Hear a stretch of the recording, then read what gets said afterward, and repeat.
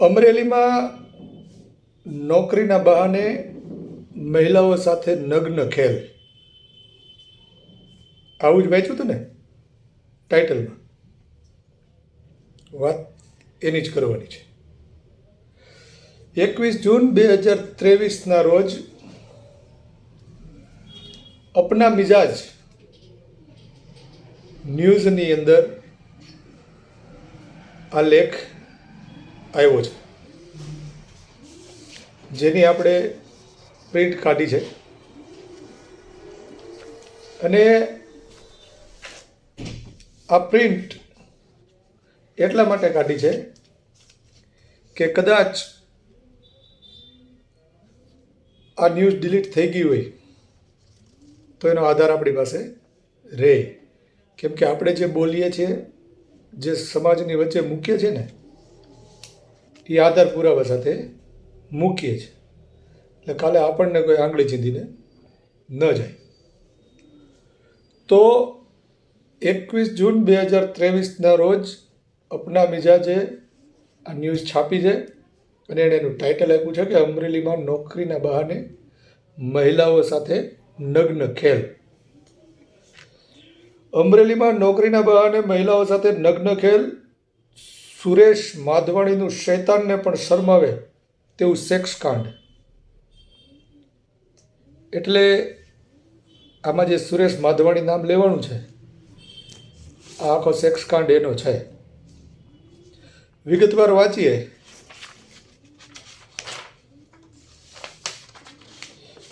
તો અમરેલીના એ સુરેશ માધવાણીને કોઈ પાઠ ભણાવજો, નહીં તો કેટલી બહેનોની જિંદગી બરબાદ થઈ જશે. શહેરમાં છાસવારે જગ્યાઓ બદલી, ઓફિસો ખોલી, નોકરીની જાહેર ખબરો માધ્યમમાં છપાવી મજબૂર મહિલાઓનું કરે છે શારીરિક શોષણ. ઘરની આર્થિક જરૂરિયાત સંતોષવા નોકરી મેળવવા આવતી મહિલાઓની માનસિકતા પારખી વિકૃત માનસ ધરાવતો સુરેશ કરાવે છે બદકામ. જિલ્લા પોલીસ અધિક્ષકને એક જાગૃત નાગરિકે સુરેશ માધવાણીના કાળા કરતૂતોની જીવતી જાગતી ફિલ્મ આપી હોવા છતાં નથી થઈ કોઈ કાર્યવાહી. આર્થિક રીતે મજબૂર મહિલાઓને નોકરીના બહાને રાખીને તેમને ઊંચા પગારની લાલચ આપી શારીરિક સંબંધો બાંધી બનાવી લેવાય છે વિડીયો. અને ત્યાર પછી આ અપના મિજાજ ન્યૂઝ ચેતવણી લખે છે કે આ લેખમાં યૌન શોષણનું વિગતવાર વર્ણન કરવામાં આવેલ છે. એટલે થોડીક વાત પહેલાં અહીંયા કરી લે કે શહેરમાં છાસવારે જગ્યાઓ બદલી, ઓફિસો ખોલી, નોકરીની જાહેર ખબરો માધ્યમમાં છપાવી મજબૂર મહિલાઓનું કરે છે શારીરિક શોષણ. એટલે એનો મતલબ એવો થાય છે કે આ ભાઈ ઓફિસોમાં આવી જાહેરાતો, ઓફિસોમાં લેડીઝની જરૂર છે એ મૂકી અને મહિલાઓને બોલાવે છે, અને એમાં આવી મજબૂર મહિલાઓ જાય, એને નોકરી આપીને એની સાથે આવા કાંડ કરે છે. વધુ મહત્ત્વની વાત એ છે કે જિલ્લા પોલીસ અધિક્ષકને જાગૃત નાગરિકે સુરેશ માધવાણીના કાળા કરતૂતોની જીવતી જાગતી ફિલ્મ આપી હોવા છતાં નથી થઈ કોઈ કાર્યવાહી. તો કાર્યવાહી ન થવાનું કારણ શું? આ સુરેશ માધવાણી જે છે એવડું મોટું માથું છે કે પછી એની ઉપર એવડો મોટો કોઈનો હાથ છે કે જેથી આ 21 જૂન 23ના રોજ ખબર છપાઈ છે, એસપી સાહેબ સુધી આનો જીવંત વિડીયો પહોંચી ગયો છે, છતાં આની વિરુદ્ધમાં કોઈ કાર્યવાહી શા માટે નથી થઈ? આ એક મોટો પ્રશ્ન છે કે આવું તો શું થયું છે. આગળની વિગત જોઈએ તો અપના મિજાજ ન્યૂઝ એવું લખે છે કે અમરેલીમાં રહેતા એક કથિત માનસિક વિકૃત વ્યક્તિ એવી કરતૂતોને અંજામ આપી રહ્યો છે કે જો એ કરતૂતો સમાજ વચ્ચે ખુલી જાય તો અંદાજે 40થી વધુ મહિલાઓનો ઘર સંસાર ભાંગી જાય અને ક્યાંય મોઢું બતાવવા લાયક ન રહે તેવી પરિસ્થિતિનું નિર્માણ થઈ શકે તેમ છે. તો આ તો પેપર એવું કહે છે, ન્યૂઝ એવું કહે છે કે 40થી વધુ મહિલાઓ મતલબ કે આ જે કાંડ જાહેર કરનાર વ્યક્તિ છે એની પહેલાં જે મહિલાઓ ગઈ છે એની ગણતરી તો આની પાસે નથી. પોલીસ પ્રશાસન દ્વારા જો આ વ્યક્તિને પકડીને રોકવામાં નહીં આવે તો હજુ પણ કેટલીય આર્થિક સકળામણમાં મજબૂર મહિલાઓ શારીરિક શોષણનો ભોગ બની જશે અને તેના પરિણામ સમાજ માટે સારા નહીં હોય. તો વાત એ છે કે પોલીસે આને રોક્યો નથી હજી, કેમ કે હજી આ બાબતે કોઈ ફરિયાદ થઈ હોય, પોલીસે અટક કરી હોય, આવા કોઈ સમાચાર હાલ પૂરતા આપણી પાસે આવ્યા નથી.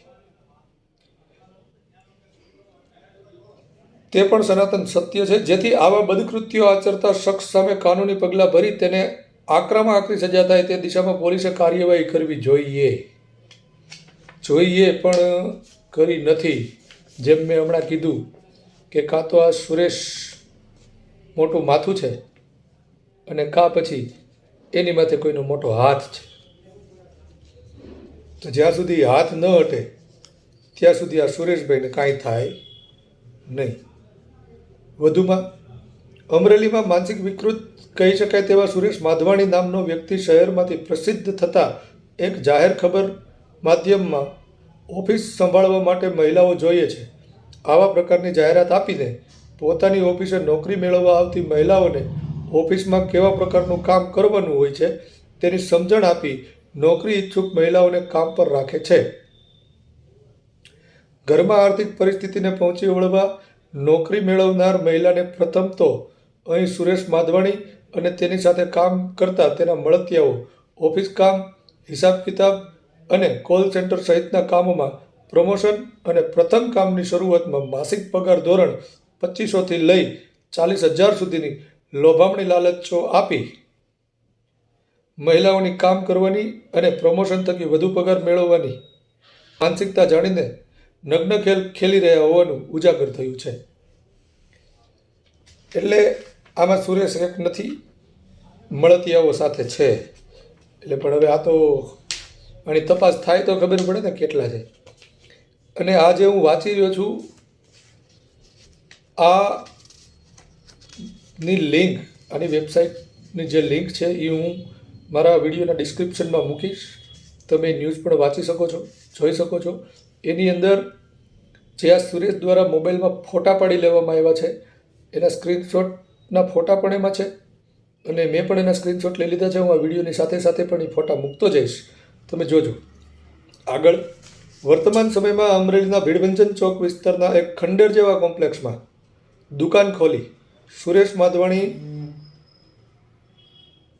આણી મંડળી આર્થિક રીતે મજબૂત મહિલાઓને નોકરીએ રાખીને પ્રથમ ઓફિસ કામથી લઈને અન્ય કામમાં પ્રમોશન અને પગાર ધોરણ 40,000 સુધીનું આપવાનો મમરો મૂકી મહિલા જો આ અંગે તૈયારી દર્શાવે તો સુરેશ માધવાણી મહિલાઓને તેની સાથે અને અન્ય પુરુષો સાથે શારીરિક સંબંધો બાંધવા રાજી કરી લેતો હોવાની જીવતી જાગતી ફિલ્મ શહેરના જ એક જાગૃત નાગરિક અને બહાદુર ગણાતી વ્યક્તિએ ઉતારી લીધી છે.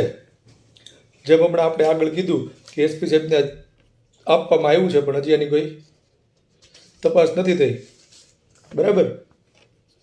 એટલું જ નહીં, સંબંધિત જાગૃત નાગરિકને જ્યારે આ બાબતની ખબર પડી તો તેણે ભોગ બનેલી મહિલાઓ અને આવનારા સમયમાં વધુ કોઈ મહિલાઓ સુરેશ માધવાણી જેવા વિકૃત માનસિક ધરાવતા વ્યક્તિની હવસનો શિકાર ન બને તે હેતુથી સમગ્ર બાબત અંગે જિલ્લા પોલીસ અધિક્ષક હિમકરસિંહને વાકેફ કરી દીધા. હવે પોલીસ દાનત સાફ રાખીને સંપૂર્ણ રીતે નિષ્ઠા અને ઈમાનદારીથી મહિલાઓને નોકરીની લાલચમાં ફસાવીને તેમનું શારીરિક શોષણ કરતા નરાધમોને પકડીને તેમની સામે કાનૂની પગલાં ભરી આકરામાં આકરી સજા કરવામાં આગળ આવે તે જરૂરી બન્યું છે. જો પોલીસ કાર્યવાહી કરે તો સુરેશ માધવાણીની સાથે સાથે પાપાચારમાં સામેલ શહેરના તેમજ અન્ય જગ્યાએ વસવાટ કરતા કેટલાક મોટા માથા ગણાતા વ્યક્તિઓના નામો ખુલી શકે તેમ છે. તો હવે ખબર પડી કે આ સુરેશ માત્ર એકલો નથી, આ સુરેશની સાથે બીજા મોટા માથાઓય છે અને એ માથાઓને આ સુરેશ આવી મજબૂર મહિલાઓને નોકરીની લાલચ આપી અને પછી તેની સાથે આ બધા કૃત્યો કરી અને મોટા માથાઓ સુધી આ મહિલાઓને પહોંચાડે છે. જે આ ન્યૂઝ વાંચતા આપણા સામાન્ય વ્યક્તિને પણ આ શંકા જાય. આગળ સુરેશ માધવાણી આ રીતે મહિલાઓને પોતાની માયાજાળમાં ફસાવતો રહ્યો છે.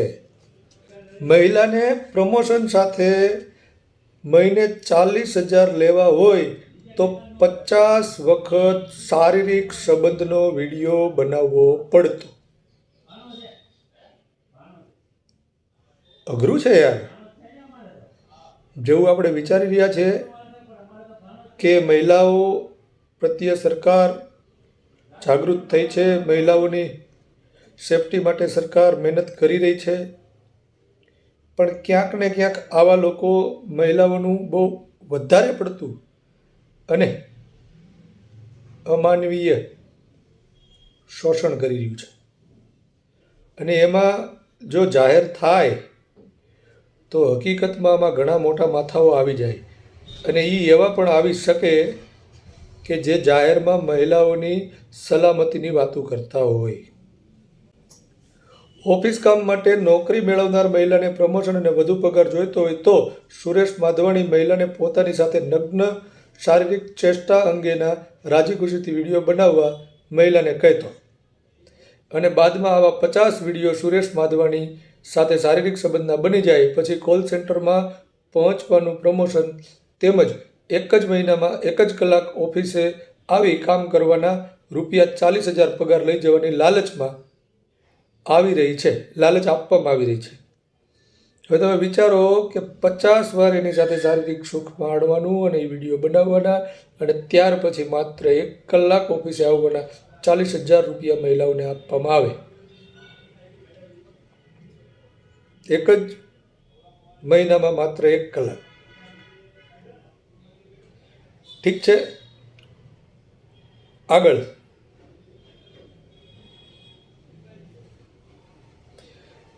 કોલ સેન્ટરની અન્ય મહિલાઓને પગાર આપવાનું કામ કરવાના માસિક 40,000 રૂપિયા મળતા હોવાની લાલચમાં કેટલીક મહિલાઓએ હસતા મુખડે સુરેશ માધવાણી સાથે શારીરિક સંબંધ બાંધતી વખતના નગ્ન વિડીયો બનાવવા સહમતિ દર્શાવી છે. એટલે ક્યાંક એવી મહિલાઓ પણ પડી છે. બધીને મજબૂર ન કહી શકાય, કેમ કે બધા મજબૂર હોતા નથી. જે મજબૂર નથી, અમુક એવી મહિલાઓ કે જેને પૈસાની જરૂર છે, જેના મોટા મોટા શોખ છે, એવી મહિલાઓ પણ આમાં સામેલ હોય. અનેક મહિલાઓના નગ્ન વિડીયો સુરેશ માધવાણીના મોબાઈલમાં કંડારેલા પડ્યા છે.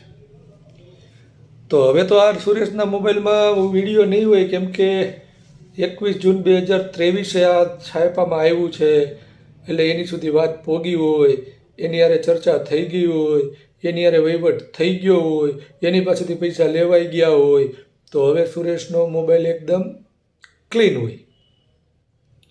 એટલે આ બાબતે હવે આગળનો કાર્યક્રમ ખતમ. વધુમાં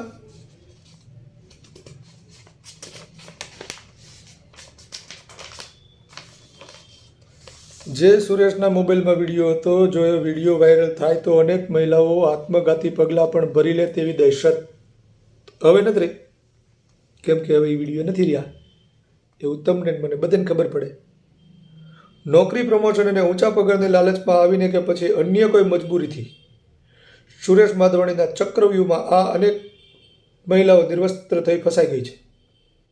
સુરેશ માધવાણીના મોબાઈલમાં રહેલા વિડીયો રૂપી ચક્રવ્યૂહને હવે જિલ્લા પોલીસ અધિક્ષક હિમકરસિંહ જ વીંધી શકે તેમ છે, પણ હજી સુધી વીંધાણું નથી.